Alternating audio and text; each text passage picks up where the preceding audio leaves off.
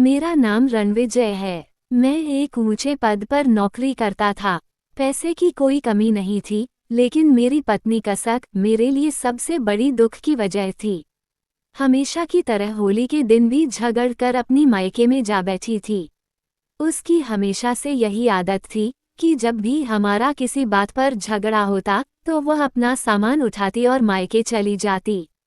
मैं उसे लाख रोकता समझाता, मनाने की कोशिश करता, लेकिन उसका गुस्सा ठंडा ही न होता। इसलिए जब होली के दिन वह झगड़ा करके घर से निकलने लगी तो मैंने भी उसे रोकने की कोशिश नहीं की। मैं भी रोज रोज के उसके झगड़े से तंग आ चुका था और अब कुछ वक्त सुकून का चाहता था।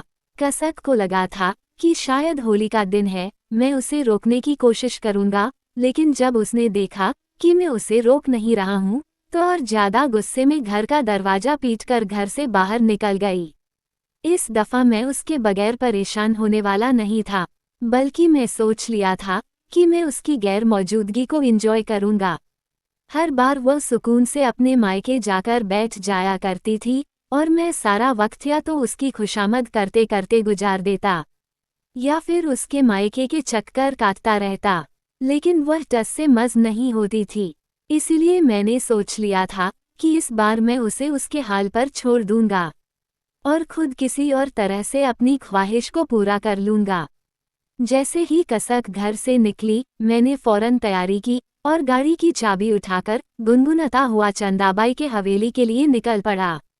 मैं जानता था कि मेरी सारी ख्वाहिश थी उसी के द्वार से पूरी होगी और यहीं आकर मुझे सुकून के वो लम्हे नसीब होंगे जिसकी मुझे ख्वाहिश है।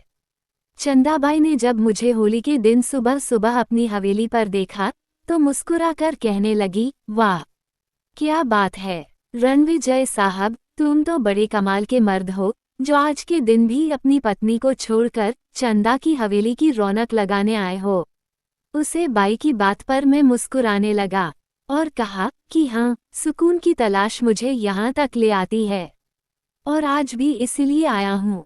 मेरी बात सुनकर चंदाबाई कहने लगी कि फिर तो तुम्हारे लिए एक बहुत ही अच्छी खबर है। 15 साल की एक खूबसूरत लड़की आई है और मैं उसे बहुत ही कम पैसों में कुछ वक्त के लिए तुम्हारे हवाले कर सकती हूँ, क्योंकि यहाँ वह नई है। 15 साल की कम उम्र लड़की के बारे में सुनकर मैं खुश हो गया और फिर चंदाबाई ने दाम भी बहुत ही कम बताया था। सिर्फ 1000 रुपये में मुझे पूरी रात के लिए उस लड़की को सौंपने को तैयार हो गई, जबकि उस कोठी में तो कीमत 5000 से शुरू होती थी। मैंने फौरन हामी भर दी। चंदा ने उस लड़की को बुलवाया जिसका नाम नीलोफा था। वह छोटे छोटे कदम उठाती चंदाबाई के करीब आई तो मैं उसे देखकर पलकें झुकाना ही भूल गया। मैंने आज तक इतना मासूम चेहरा और ऐसी बेमिसाल सुंदरता नहीं देखी थी। मेरी पत्नी कसक भी काफी खूबसूरत थी, लेकिन उसकी जुबान में जो आग थी उसने उसकी खूबसूरती को दफन कर दिया था। मैंने जल्दी से चंदा भाई को रुपए थमा दिए कि कहीं उनका इरादा बदल ही ना जाए और उनसे वादा कर लिया कि एक रात गुजार कर मैं अगली सुबह खुद ही नीलोफर को उनकी हवेली ले आऊंगा। मैं नीलोफर का हाथ थौमे हवेली से बाहर निकला था और खुशी खुशी सोच रहा था कि कसक को तो खबर भी नहीं होगी कि मैं उसके पीछे कैसी अयाशी कर रहा हूँ। लेकिन वह कहते हैं कि सच छुपाए नहीं छुपता और एक न एक दिन खुद ही सामने आ जाता है। मुझे भी अंदाजा नहीं था कि मेरा ये सच खुल जाएगा। नीलोफर को लेकर मैं सीधा अपने घर पहुंचा था। मेरा दिल तेजी से धड़क रहा था। ये पहली दफा था जब मैं किसी गैर औरत को अपने घर की दहलीज तक लाया था। मेरी नीयत में खोट थी, इसीलिए मेरे माथे पर बार बार पसीना आ रहा था। आखिरकार मैं अपनी पत्नी से धोखा करने जा रहा था। उसकी जगह एक बाजारू औरत को देने वाला था। मैं नीलोफर को सीधे अपने बेडरूम में ले आया, उसका हाथ पकड़कर उसकी खूबसूरती की तारीफ कर रहा था। नीलोफर बहुत ही गुमसुम सी बैठी थी, न ही कुछ बोल रही थी। मैंने मोहब्बत से उसे अपने करीब किया तो वह फफक फफक कर रो पड़ी। मेरे रोंगटे खड़े हो गए। उसकी हालत देखकर मैं सांस लेना भूल गया था। मैंने हकलाते हुए उससे पूछा कि क्या हुआ, तो उस लड़की ने अपने कंधे से लगा कपड़ा नीचे कर दिया। जिसे देख मेरी रूह कांप गई। उसके शरीर पर गहरे निशान थे, जैसे किसी ने उसे जानवरों की तरह नोचा हो। पल भर में मेरी सारी खुमारी उतर गई थी। मैं उसे छोड़कर कुछ कदम पीछे हट गया था। वो अजीब अंदाज में कहने लगी, साहब जी, क्या बात है? आप मुझे यहाँ जिस मकसद के लिए लाए हैं, क्या उसे पूरा नहीं करेंगे? उसकी बात सुनकर मैं शर्मिंदगी से खामोश हो गया। कुछ देर की खामोशी के बाद उसने मुझे जो कहानी सुनाई, वह सुनकर मेरी आत्मा तड़प गई कि किस तरह वह एक दरिंदे तक पहुंची थी और उस दरिंदे ने उसके साथ क्या क्या किया था। नीलूफर की तरफ देखकर मुझे बार बार अपनी पत्नी का ख्याल आ रहा था। उसके चेहरे पर भी बिल्कुल ऐसे ही मासूमियत थी। कसक भी तो घर से अकेली ही निकली थी और मैंने उसे रोका भी नहीं था, बल्कि उसके जाने पर खुशी मनाई थी। पल भर के लिए मेरे दिल में ये ख्याल आया कि अगर ऐसा ही कोई दरिंदा उससे टकरा गया तो, और ये सोचकर मुझे खौफ सा महसूस होने लगा कि पता नहीं वो अपने घर पहुंची भी थी या नहीं। मैंने अब तक उसका पता भी नहीं लिया। वो कहाँ थी, मुझे नहीं पता। मेरी और कसक की पसंद की शादी हुई थी, लेकिन कभी कभी शादी से पहले जो इंसान हमें बहुत खूबसूरत और दिलकश लगता है, शादी के बाद उसी की खामियां और गलतियां हमसे बर्दाश्त नहीं होती। ऐसा ही कुछ मेरे और कसक के साथ भी हुआ था। कसक को हर छोटी से छोटी बात पर झगड़ा करने की आदत थी और उसकी इसी आदत ने हमारे घर के माहौल को बुरी तरह खराब कर रखा था। वो किसी मामूली सी बात पर भी राई का पहाड़ बना देती थी और इतना झगड़ा करती कि मैं उससे बोर हो जाता। शादी के पहले ही महीने से हम दोनों के बीच एक अजीब सी जंग की शुरुआत हो गई थी, जिसकी शुरुआत हमेशा कसक की तरफ से होती थी। मैं पुरुष था और चाहता था कि जब थक हार कर ऑफिस से घर आऊं तो मुझे घर का सुकून और पत्नी का सुख नसीब हो। लेकिन कसक से शादी के बाद ना ही घर का सुकून मेरे नसीब में आया और ना ही पत्नी का सुख।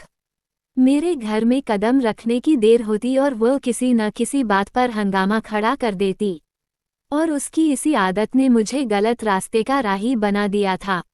मैं घर से भागने लगा था। मेरे दोस्त संजय ने कुछ दिनों में जान लिया कि मैं कसक से किस कदर बोर हो चुका हूँ। पहले तो वह बहुत हैरान हुआ कि जिस लड़की को पाने के लिए मैंने सारी दुनिया से टक्कर ली थी, मैं कैसे शादी के दूसरे ही महीने उस लड़की से इतना बोर हो सकता हूँ। लेकिन जब उसे बताया कि कसक का व्यवहार कैसा होता है, तो वह हंसा और कहने लगा, पहले इश्क ने आंखों पर पट्टी बांधी थी क्या, जो हकीकत अब दिखाई दी है। संजय की बात पर मैं शर्मिंदा हो गया, क्योंकि वाकई में हम शादी से पहले 2 साल तक एक दूसरे की मोहब्बत में गिरफ्तार रहे थे, और उन 2 सालों में मैंने कभी कसक का ये रूप नहीं देखा था।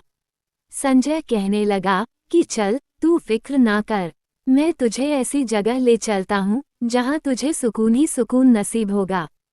चंदाबाई की हवेली लेकर जा रहा हूँ, वहाँ जाकर तू अपने सारे गम भूल जाएगा। मेरे लिए ये नाम बिल्कुल नया था। उससे पहले कभी संजय ने कभी किसी चंदाबाई का जिक्र नहीं किया था।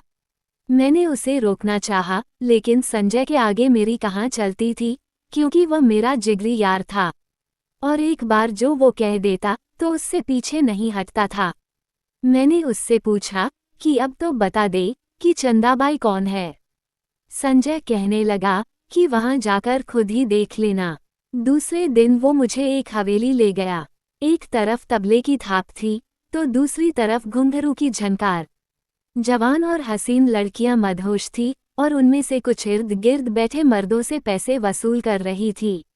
मैंने मजबूती से संजय का हाथ पकड़ा और कहा कि यहाँ से वापस चल। मैं एक शरीफ घराने का मर्द हूँ और आज तक ऐसी जगह पर नहीं आया हूँ। मेरी बात सुनकर संजय हंसते हुए कहने लगा कि यहाँ सब शरीफ घरों के ही मर्द आते हैं, क्योंकि हमारी पत्नियां हमें सुख नहीं दे सकती हैं, छोटी छोटी बात पर झगड़ा करती है और हमें अपने आप से दूर दूर रखती है। तेरी भाभी का भी यही हाल है। उसी के रवैया ने मुझे मजबूर किया कि मैं चंदाबाई की हवेली के रास्ते पर चल पड़ा। संजय ने जबरदस्ती मुझे थोड़ी सी शराब पिलाई। मैंने जिंदगी में पहली दफा शराब पी थी। थोड़ी सी शराब ने मुझे पूरी तरह मदहोश कर दिया था और उसके बाद मैं सही और गलत भूलकर राहुल के साथ उन जवान और हसीन लड़कियों के मुजरे का मजा लूटने लगा। पहली दफा मुझे पता चला कि सुकून और सुरूर क्या होता है। जैसे जैसे दिन गुजर रहे थे, मैं अपनी पत्नी से दूर होता जा रहा था। कसक इस बात को महसूस कर रही थी कि मैं उसे नजरअंदाज कर रहा हूँ। होली से एक रात पहले भी मैं रात भर राहुल के साथ चंदाबाई की हवेली पर था, और जब सुबह के करीब घर पहुंचा तो कसक का रवैया पूरी तरह बिगड़ चुका था। उसने मुझसे झगड़ा करना शुरू कर दिया। उसके मायके जाने के बाद मैंने चंदाबाई से एक रात के लिए नीलोफर को लेकर आया था। मैं सोच भी नहीं सकता था कि एक 15 साल की लड़की के साथ इस कदर दरिंदगी भी की जा सकती है। थोड़ी देर पहले ही मैंने शराब का एक गिलास किया था, लेकिन अब मेरे ऊपर से उसका नशा उतर चुका था। और मेरे पूछने पर सुहानी ने मुझे बताया कि उसका ये हाल किसी गैर ने नहीं बल्कि उसके बाप ने किया है। वो एक गरीब घराने से संबंध रखती थी। उसका बाप एक शराबी था और उसकी माँ से हरगिज भी मोहब्बत नहीं करता था। शुरू से ही उनके घर के हालात बहुत ज्यादा खराब थे। माँ और बाबा का झगड़ा ज्यादा बढ़ा तो उसकी माँ घर छोड़कर चली गई। लेकिन वह नीलोफर को ये सोचकर अपने साथ नहीं लेकर गई कि नीलोफर की खातिर उसका पति उसे लेने के लिए आएगा। लेकिन नीलोफर के बाप ने उसकी मां की गैर मौजूदगी का फायदा उठाकर अपने शराब के खर्चे पूरे करने के लिए नीलोफर को 1 लाख में 40 साल के आदमी के हाथों बेच दिया। नीलोफर मासूम और भोली भाली लड़की थी। वह समझ ही ना सकी कि उसके साथ क्या हो रहा है, और वह आदमी नीलोफर को अपने साथ लेकर दूसरे शहर चला गया। और यहाँ आकर सबसे पहले उसने नीलोफर को अपनी हवस का निशाना बनाया और उसके बाद उसे जिस्म फरोशी के अड्डे पर बेच दिया, जहाँ उसका पहले ही ग्राहक एक दरिंदा साबित हुआ। और वहाँ उसे बचाने वाला कोई नहीं था। सिर्फ कुछ रुपए के बदले सारी रात उस दरिंदे ने उसे नोच डाला। नीलोफर के जिस्म का कोई ऐसा हिस्सा नहीं था जहाँ जख्मों के निशान मौजूद ना हो। वह जिस्म फरोशी के अड्डे से चंदाबाई की हवेली तक पहुंचा दी गई ताकि मुजरे की महफिलों में काम आ सके, लेकिन जख्म इतने गहरे थे कि थोड़ी देर के मुजरे के बाद नीलोफर थककर बेहोश हो जाया करती थी। नीलोफर की आंखों से लगातार आंसू बह रहे थे और वो कह रही थी कि अगर उसकी माँ घर छोड़कर ना जाती, उसके बाबा उसकी माँ को इज्जत देकर अपने घर में जगह देते तो शायद आज वह इस दरिंदगी का शिकार ना बनी होती। मैंने नीलोफर से कहा कि अगर वह चाहे तो मैं उसे चंदाबाई से आज़ाद करवाकर अपने घर उसकी माँ के पास भेज सकता हूँ। लेकिन मेरी बात सुनकर वो मुस्कुरा दी और कहने लगी, उसकी माँ तो बहुत पहले ही उसे बाप के रहमो करम पर छोड़ गई, तो अब कैसे अपनाएगी। वो वापस चंदाबाई की हवेली ही जाना चाहती थी। वो अपनी वजह से मुझे किसी मुसीबत में नहीं डालना चाहती थी। उसे छोड़कर मैं सीधा कसक के घर पहुंचा था। वो रो रो कर अपना मुंह सूजा चुकी थी। मुझे देखते ही उसने मुंह फेर लिया और कहने लगी, अभी क्यों आए हो यहाँ? अपने घर में सुकून से रहो। मैंने मोहब्बत से कसक को अपने सीने से लगाया और कहा कि आज के बाद मेरा सारा वक्त तुम्हारा है। मैं जान गया था कि एक औरत सिर्फ अपने घर की 4 दीवारी में ही सुरक्षित होती है, वरना बाहर की दुनिया तो ऐसे दरिंदों से भरी पड़ी है। मैंने कसक से वादा किया कि अब मैं उसे अपना सारा वक्त दूंगा, और उससे भी वादा लिया कि वह भी छोटी छोटी बातों पर गुस्सा नहीं होगी, बल्कि मेरी गलतियों और खामियों को नज़रअंदाज कर देगी। जिंदगी की असल खूबसूरती इसी में है कि जिससे मोहब्बत की जाए, उनकी गलतियों को सुधारा जाए और उनकी कमियों को अपना लिया जाए। तभी हम सुखी जीवन जी सकते हैं। आज हमारी शादी को 6 साल गुजर चुके हैं और मैं कसक के साथ अच्छी जिंदगी गुजार रहा हूँ। तो दोस्तों, आपकी इस कहानी पर क्या राय है, कृपया कमेंट में जरूर बताएं। आप चाहे तो इस कहानी को सुपर थैंक्स दे सकते हैं, और कहानी पसंद आई हो तो वीडियो को लाइक और चैनल को सब्सक्राइब करना ना भूलें। धन्यवाद।